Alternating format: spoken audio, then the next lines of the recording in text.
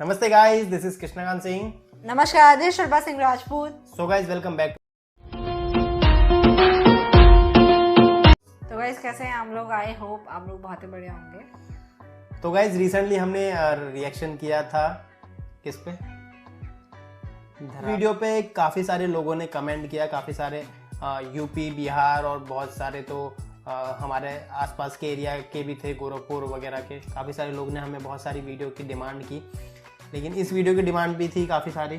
हाँ, कमेंट में भी काफी सारे लोग इसी सॉन्ग के लिए डिमांड कर रहे थे। फटाक से सुनते हैं इसको और आप लोग बताइएगा कमेंट सेक्शन में कि नेक्स्ट हमें कौन सा सॉन्ग करना चाहिए। तो here we go, 1 2 3 and start. 1500 preloaded गानों वाला कीपैड फोन धमाकेदार साउंड के साथ कारवा मोबाइल।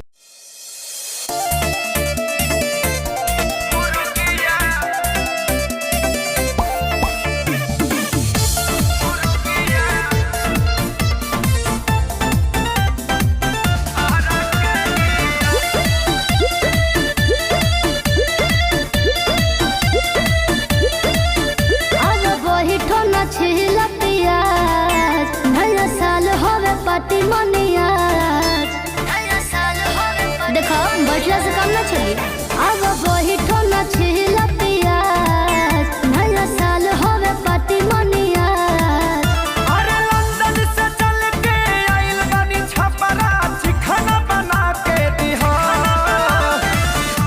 जोगाड़ई जहरा के दियो, तो मुर्गिया आरा के दियो। अब बाकी जोगाड़ई जहरा के दियो, मुर्गिया आरा के दियो।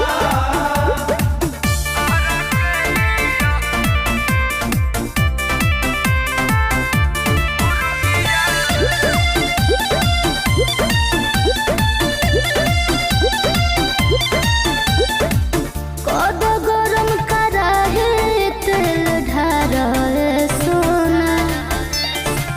बज गए 5 आँच 12 सोना।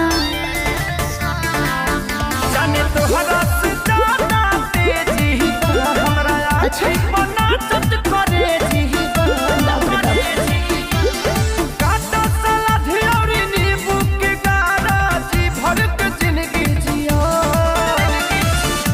जोगाड़ई जाड़ा के दियो, मुर्गिया आरा के दियो। सचो जोगाड़ई जाड़ा के दियो, मुर्गिया आरा के दियो।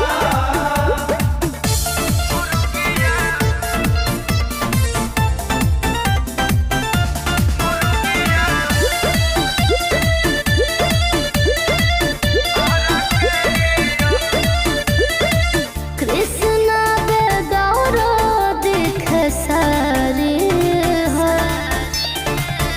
आइल बन के तैयारी हो।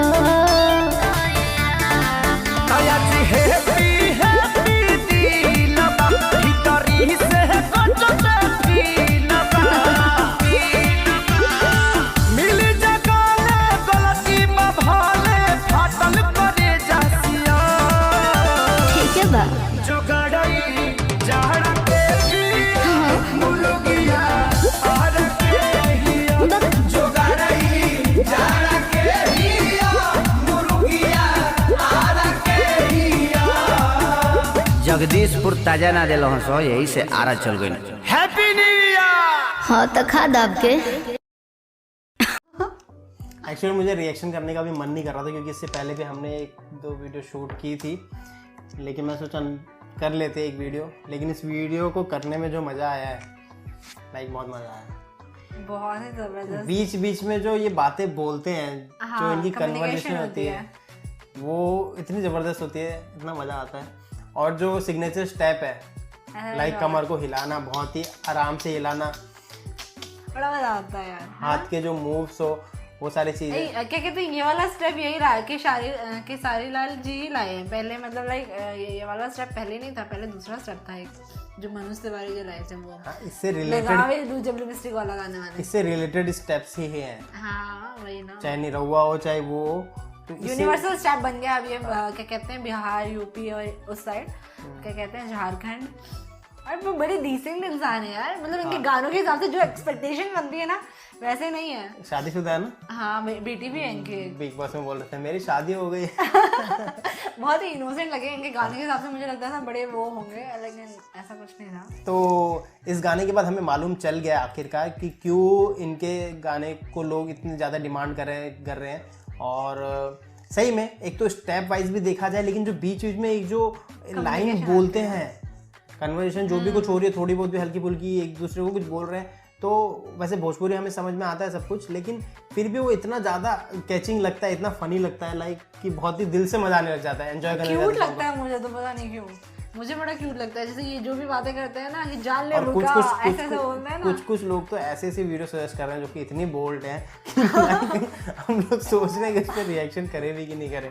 सो आप लोग भी सजेस्ट कर सकते हो, जो भी सजेस्ट करना चाहो उसके लिए आप हमें मेल कर सकते हो, इंस्टाग्राम पे फॉलो कर सकते हो, वहाँ पे भी मैसेज कर सकते हो, जैसे भी आपकी इच्छा हो। और तो गाइस ये थी आज की वीडियो। अगर आप चाहें तो हमें इंस्टाग्राम पे फॉलो भी कर सकते हो, उसकी भी लिंक वहाँ प्रोवाइडेड है। हमारा एक फेसबुक पेज है, वो भी आप लोग जाके चेकआउट कर सकते हो। तो गाइस ये थी आज की वीडियो। होप आप लोग का वीडियो अच्छी लगी। वीडियो अच्छी लगी तो वीडियो को दिल से लाइक करना, शेयर करना। फिर मिलेंगे इस तरह की नई वीडियो के साथ, तब तक के लिए bye bye, take care and stay healthy guys, by.